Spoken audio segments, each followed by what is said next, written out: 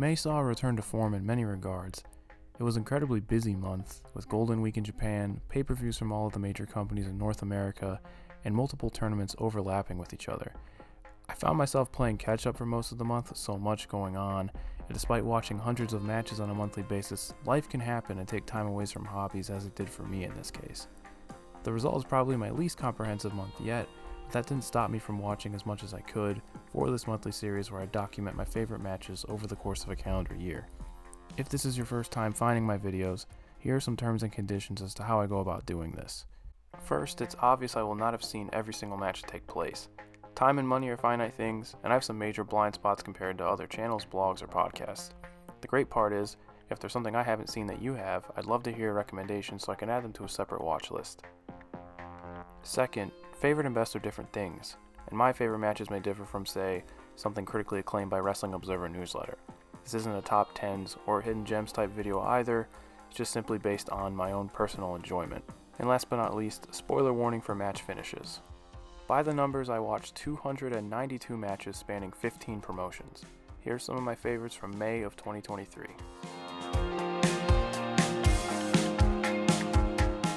I mentioned in the last video that El Hijo del Dr. Wagner Jr.'s GHC national title reign has been one of the better runs that has gone a bit under the radar. His latest defense against former stablemate Hideki Suzuki is my favorite of the bunch so far. It's a nice little 12-minute match showcasing the best of two unique styles with a common denominator and technical prowess. Suzuki wants to make quick work of the champion, opening with a straight right hand to the face. With Wagner already at a disadvantage, Suzuki continues with his game plan by utilizing different chokeholds and sleepers, even going for a countout victory in the first few minutes. He's very patient, but knows that a proper opening would allow him to put this away in a flash. Space becomes a very important factor in the early goings of the match. Suzuki stays persistent in keeping things close in order to ground the luchador. It takes a crucial rope break in the corner for Wagner to distance himself and allow some sort of response. Using the power of his mask, he appropriately leans into his high-flying background to get the match back to even footing. From here, the match picks up into an intense exchange of drivers and some nasty strikes. Though due to the two's time as stablemates, they struggle to put each other away with their signature moves. They're both familiar with what brought them prior success as a tag team, so it would make sense that they would be prepared to counter in this situation. The best example of this being Wagner's inability to hit a moonsault press. The finish comes down to a furious sequence of pinning attempts, ultimately countered by Wagner with a successful roll-through. I think it's an appropriate ending, to where it essentially comes down to a coin flip between two guys with this kind of technical acumen. Josh Barnett is on English commentary for this as well, providing a lot of insight to the mat work and backgrounds of both wrestlers, which is always a very nice addition. This might not be the match that'll set social media on fire, but it is another entry in the title reign that I think deserves some more love. Noah has its detractors, and rightfully so at times. And I think when people are generally down on a company, it's very easy to miss something like this. Though I definitely think this match is worth a shot. For a while now, Big Japan has been a company I've been aware of but never gave a proper chance. The praise around both the tag title match and the main event from May 4th convinced me to change that, and I'm so glad that I did. The tag title match from this event is a relentless sprint, which I also highly recommend, and I understand the hype around astronauts now. They are indeed the real deal. However, it was the main event that caught me a little bit more off guard, and provided one of my favorite title matches of the year at time of recording. I preface that claim with this being my first exposure to Big Japan, and I may not simply be used to what they regularly offer. And a side note, I have yet to see the matches from May 28th, which is why they're absent from any discussion here. Yuya Aoki puts in one of the best fiery babyfaces performance that I've seen this year, as his match is entirely based around the concept of never saying die in the face of adversity. Said adversity is the monstrous Yuji Okabayashi. Just a look at him would give you the idea of why. In simplest terms, of all the big dudes who hit hard, he is one of the biggest and hits the hardest. The ideas present in this match aren't new. This match simply does it better than most in a main event setting. We start with some preliminary technical wrestling until Okabayashi throws a lariat that spills them both out onto the floor, and then it never really slows down from there. There isn't much of a point in listing all the individual bombs thrown since there are so many. It's certainly a consistent slugfest, but never feels like a pointless tough guy contest. You know what they're fighting for and that they're willing to do anything to get it. Aoki weathers the storm while bleeding from the mouth and throws everything back at the champion in an exhilarating 28-minute spectacle. There's some stuff that might put someone off, like a lot of the no selling late to such an intense match. But here I think it leans more into Aoki's refusal to give in, rather than carelessness. But I get that if that wouldn't be your thing. This is the kind of violent epic that is often attempted but rarely hits the mark, though this absolutely did for me. I wish I could say more about it, but it is pretty straightforward in the end. It's just executed incredibly well. It's a reminder that these kind of things don't always have to be complicated. Sometimes the only way out is through. Okabayashi recently announced that he'd be stepping away from pro wrestling. I wish him the best, and I look forward to enjoying his back catalog and being able to fully appreciate his work as a new fan.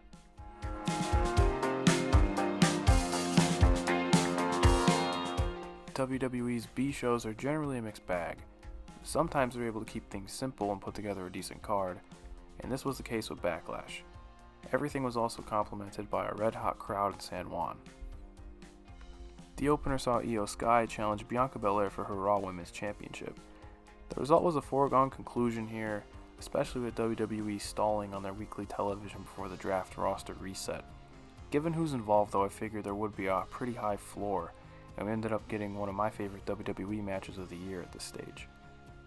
It was very easy to be cynical going into this given that IYO and Damage Control haven't been presented well, basically since around September, and Bianca hasn't had much to sink her teeth into from a character point of view. Thankfully, they let these two simply go to work. Despite Bianca's athleticism and IYO's reputation for high flying, they keep much of this match on the ground to begin with. IYO often utilizes Bianca's braid in an effort to target her arm. We've seen the braid be used in matches before, but I think IYO's approach here is much more effective than something we saw in, say, the Bayley feud. This allows her to enter an elaborate control segment, really wearing Bianca's arm to neutralize her strength. IYO's creativity shines here, with some focused offense you rarely see on main roster programming, most notably a double stomp to the arm and a springboard to the outside to crank the shoulder. When Bianca is able to gain back some momentum, the athleticism and high flying mentioned earlier is put on display, with some pretty decent striking mixed in there too. The damage to Bianca's arm isn't forgotten, as seen in that insane one-hand press spot that takes us to an exciting finishing stretch. As for the finish itself, I could take it or leave it. It was supposed to set up a story we might not ever get due to Dakota Kai's unfortunate injury, though it does protect IYO in the end. I hope WWE have more planned for IYO going forward. This was absolutely the match that she needed to show what she's always been capable of, and she had this hot crowd in the palm of her hand the entire time. Bianca once again proves to be one of WWE's best big match wrestlers and really just needs more to do on the weekly television. This was a great showing from both of them though, and I really enjoyed this match.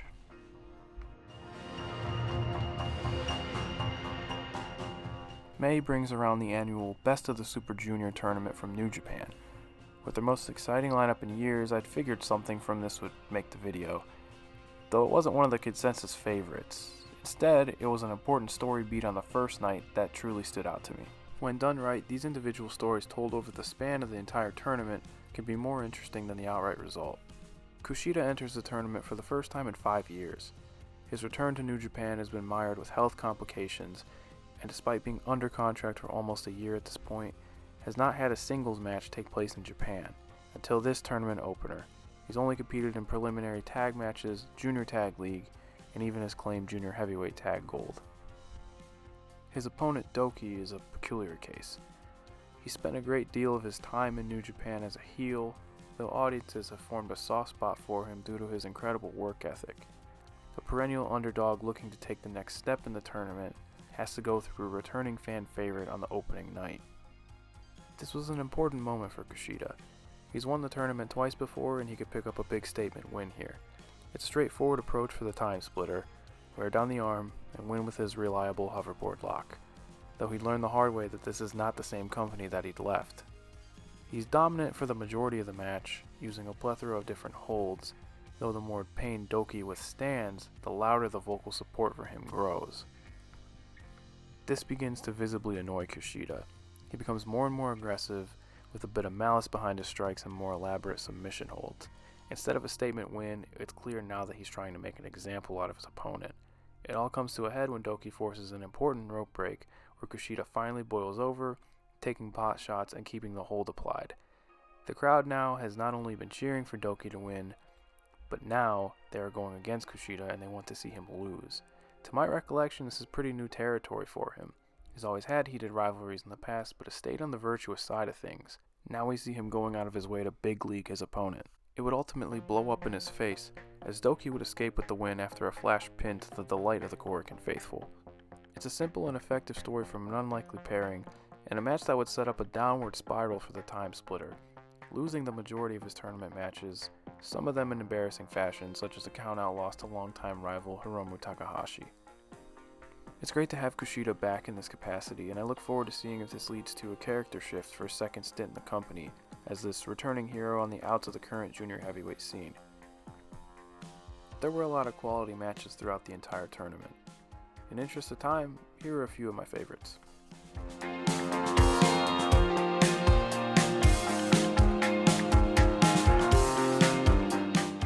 A common theme this month are matches involving underdogs and arm work, and this match appropriately deals with both. The King of DDT tournament gave me what I felt has been lacking from the promotion since January. Kazusada Higuchi hadn't had much to do since losing the KOD title, and entered the field to remind everyone just how good he is. He shaved his head for this tournament, almost as if he were sharpening iron. All of his matches of the tournament were booked around the looming threat of his headbutt, and even in defeat in the final, came out of this looking like a world beater. His entire run here was fantastic. Opposing him is Chris Brookes, coming off of a very pleasant underdog run, with one more giant to slay after defeating the legendary Jun Akiyama.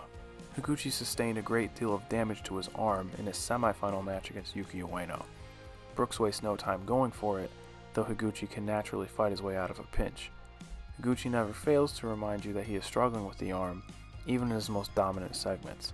Things spill to the outside as violent tendencies take over. There's a few spots centered around this swing-out door connected to the Korakuen Hall bleachers, and Brookes slams it into Higuchi's arm to further aggravate the damage sustained. And there's an absolutely nutty exchange where the door comes off, and Higuchi tanks it with his skull before palm striking it right back into Brookes. It's really over the top, but it also shows that Higuchi remains this unbeatable force, despite walking in with an Achilles heel. By the time they return to the ring, a bloodied Brookes has no choice but to go blow for blow in much more conventional style. Not only is the action relentless, but the facial expressions and body language really emphasize the exhaustion overcoming both competitors. Between the two matches on the night, they are both nearing 40 minutes of in-ring time, which has only gotten more intense as it goes on. Even with Higuchi fully locked in, there's that thought in the back of the head that just maybe Brookes can pull this off. He really goes the extra mile to portray a wounded beast, even getting a little bit more animated than he normally would. Brookes finally finds that opening in order to trap the arm, and Higuchi has no choice but to submit. The Baka Gaijin overcame one of the best wrestlers in the world.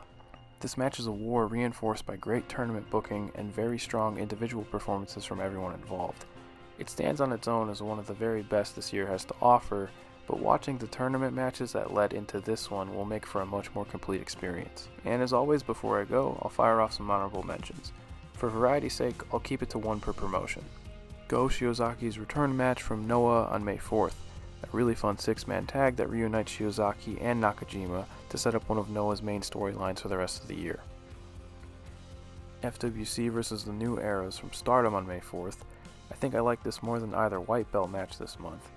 Even if the New Eras have some way to go, Hazuki once again proves to be one of Stardom's most reliable wrestlers, and her team with Koguma rules. Madoka Kakuta vs Shun Skywalker from Dragon Gate on May 5th.